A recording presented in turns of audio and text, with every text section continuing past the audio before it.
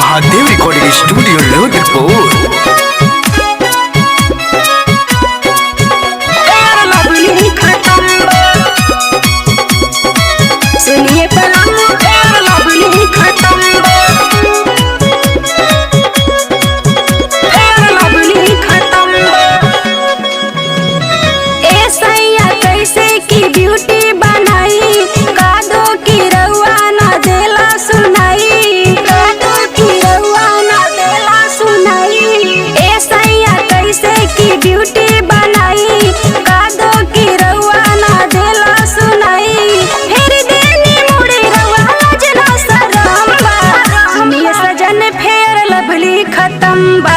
सुनिए बलम फेर लवली खत्म बा, सुनिए सजन फेर लवली खत्म बा, सुनिए बलम फेर लवली खत्म बा।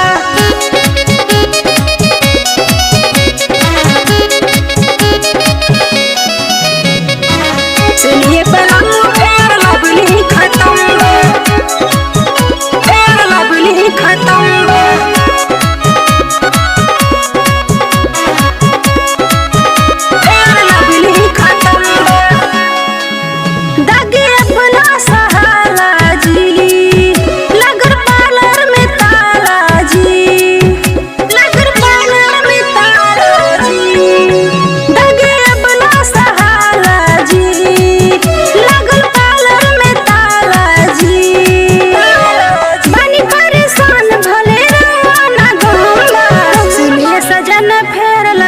खत्म बा, सुनिए बलम फेर लवली खत्म बा, सुनिए सजन फेर लवली खत्म बा, सुनिए बलम फेर लवली खत्म बा।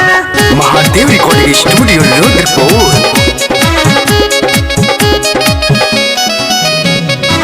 सुनिए बलम फेर लवली खत्म बा, फेर लवली खत्म बा।